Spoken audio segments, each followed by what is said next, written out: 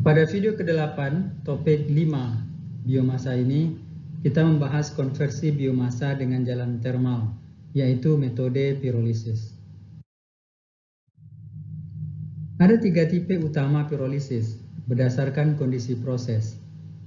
Pirolisis cepat dan lambat, pirolisis vakum dan tekanan tinggi, dan larutan panas atau solvent. Mari kita ilustrasikan dengan proses memanggang roti. Memanggang roti penuh dengan konversi termal. Saat pirolisis terjadi, roti mulai berwarna coklat. Jika kemudian dimasak terlalu matang, warnanya akan menghitam. Perkembangan ini terjadi karena molekul makanan tertentu mengalami pirolisis dan beberapa hangus sehingga menjadi hitam. Ini adalah grafik pemecahan biomasa yang terjadi selama proses pirolisis. Untuk memulai, di kiri bawah adalah sel biomasa. Pada suhu 400 derajat Celcius, pirolisis dimulai, sel mulai berubah dan rusak disebabkan oleh termal. Pada suhu 500 derajat Celcius, gelembung gas kecil terbuat dari uap dan bahan organik yang mudah menguap mulai terbentuk di dalam dinding sel. Pada suhu 700 derajat Celcius, gelembung-gelembung tersebut membengkak sehingga selnya membesar karena dipompa oleh gelembung gas yang dengan cepat terbentuk dan tumbuh. Pada suhu 900 derajat Celcius, dinding sel tidak dapat lagi menampung uap sehingga meledak keluar dari dinding sel dan masuk ke dalam ruang di sekitar sel. Hal ini meninggalkan molekul char atau arang yang cukup bersih yang hampir tidak memiliki sisa organik dengan berat molekul yang rendah. Semuanya telah diuapkan. Walaupun sangat membantu dalam menjelaskan proses pirolisis, grafik ini sesungguhnya tidak menunjukkan bahwa sebenarnya gelembung-gelembung itu meledak sepanjang waktu, namun tidak sebesar pada saat suhunya 900 derajat Celcius. Sejak suhu 400 derajat Celcius dan seterusnya, panas dan kondisi yang menghasilkan gelembung di dinding sel juga menyebabkan bagian dari dinding sel hancur menjadi berbagai uap pirolisis. Uap ini dapat dikondensasi untuk membentuk minyak nabati. Ada beberapa aturan umum dalam pirolisis, seperti ditunjukkan oleh tanda panah merah di bagian bawah. Biasanya, pirolisis pada suhu rendah, seperti 400 derajat Celcius, menghasilkan bio-oil yang kaya oksigen. Namun ini tidak diinginkan, karena belum ada konversi termal yang cukup untuk menghasilkan banyak H2O dan CO2. Namun, jika pirolisis terjadi pada suhu lebih tinggi, seperti 900 derajat Celcius, maka bio-oil biasanya memiliki kandungan oksigen yang lebih rendah, dan ini bagus serta diinginkan. Demikian pula, pirolisis pada suhu lebih rendah menghasilkan lebih sedikit gas dan lebih banyak cairan yang dapat terkondensasi, sehingga mendapatkan lebih banyak minyak nabati untuk setiap kilogram input biomasa. Hal ini berbeda dengan pirolisis pada suhu tinggi, yang menghasilkan lebih banyak gas dan lebih sedikit cairan yang mengembun, sehingga hasil yang didapat lebih sedikit, tetapi mungkin produk berkualitas lebih tinggi.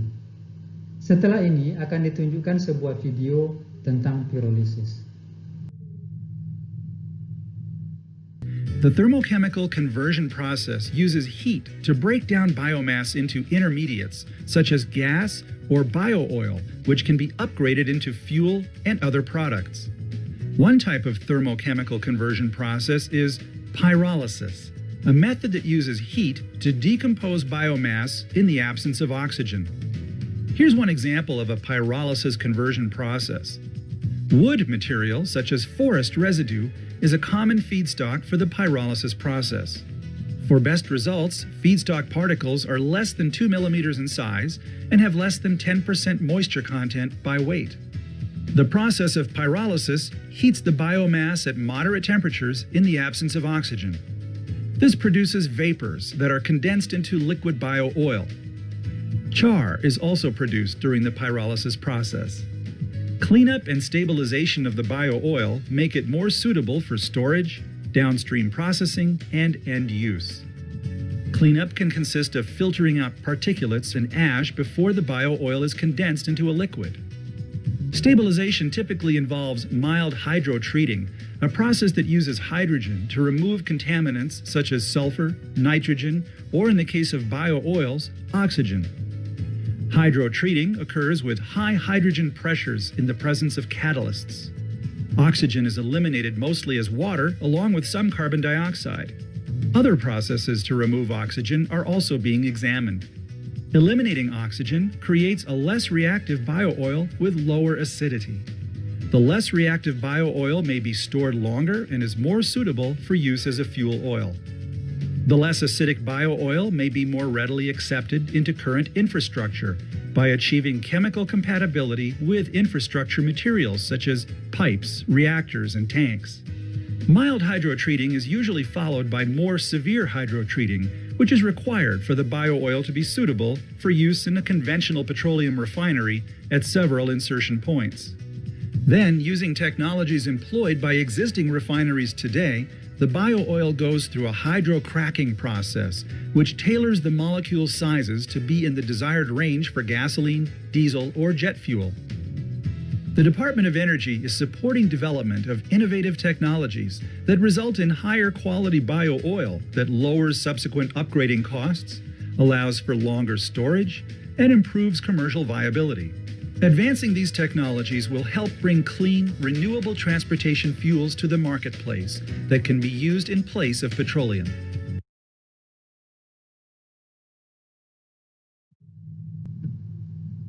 Pyrolysis cepat dan lambat.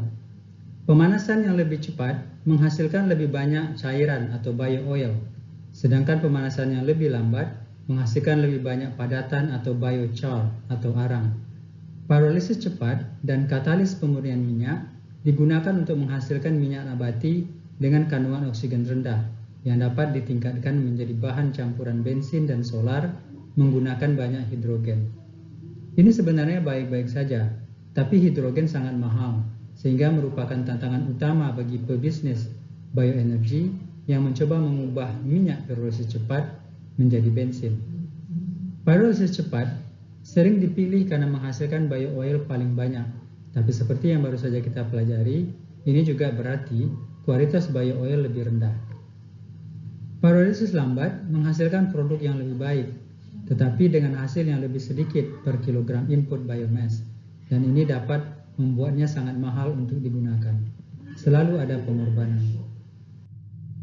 Pyrolysis vakum dan tekanan tinggi. Tekanan tinggi menghasilkan cairan berkualitas lebih tinggi, yaitu minyak nabati, namun jumlahnya sedikit. Sedangkan pyrolysis, tekanan rendah, menghasilkan lebih banyak minyak nabati. Pyrolysis tekanan tinggi dapat digunakan untuk menghasilkan minyak nabati dengan kandungan oksigen rendah tanpa katalis. Minyak nabati mentah ini dapat dikirim ke penyulingan minyak. Pyrolysis bertekanan tinggi, khususnya pyrolysis pencairan hidrotermal, menjadi salah satu teknik pyrolysis yang digemari karena kualitas bio-oil yang dihasilkan cukup tinggi dan prosesnya cocok dengan biomasa alga basah dan air limbah. Sisi negatifnya, tekanan dapat sangat tinggi, yaitu 2000 sampai 3000 PSI untuk proses industri. Ini memang bisa dicapai, tapi sangat mahal dan berbahaya. Sekali lagi, selalu ada pengorbanan. Supercritical dan solvent liquefaction pyrolysis. Pyrolysis pencairan superkritis dan pyrolysis pencairan pelarut adalah metode yang tidak biasa, tetapi perlu disebutkan di sini karena telah dipertimbangkan pada skala komersil dan menghasilkan minyak nabati dengan kualitas yang sangat tinggi. Pelarut adalah sesuatu yang melarutkan sesuatu dan mengubahnya menjadi larutan cair, seperti saat Anda melarutkan gula batu dalam segelas air. Dalam hal ini, air bertindak sebagai pelarut. Jauh lebih sulit melarutkan gula batu dalam segelas minyak karena minyak bukan pelarut yang baik untuk gula. Ide di balik teknik pyrolysis ini adalah memanaskan biomasa dalam pelarut pada suhu dan tekanan tinggi. Dalam kondisi tersebut, terdapat pelarut yang akan melarutkan biomasa menjadi potongan-potongannya, kemudian selanjutnya memecah potongan tersebut menjadi bio-oil. Kualitas hasilnya tinggi, tekanan tinggi, tetapi tidak terlalu tinggi, jumlah hasil bagus, dan prosesnya cukup cepat. Menggunakan pelarut membuat proses lebih rumit dan mahal, sehingga metode ini belum populer, tapi sangat efektif untuk mengubah biomasa menjadi minyak nabati berkualitas tinggi yang cocok digunakan di penyulingan minyak bumi atau ditingkatkan menjadi bahan bakar.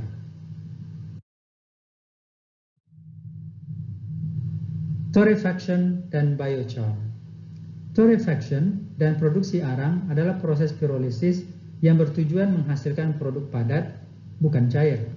Ini adalah proses skala kecil yang menarik, karena dapat membakar uap pirolisis untuk memasok semua panas yang dibutuhkan untuk konversi. Selama biomas segar dapat ditambahkan ke dalam proses, sebagian besar dapat bertahan dengan sendirinya atau self-sustaining. Biomas kering masuk dan biochar keluar, sederhana dibanding dengan banyak proses lainnya. Torrefaction menghasilkan biochar suhu rendah, 300-400 derajat Celcius yang baik untuk pembakaran. Inilah video tentang pirolisis.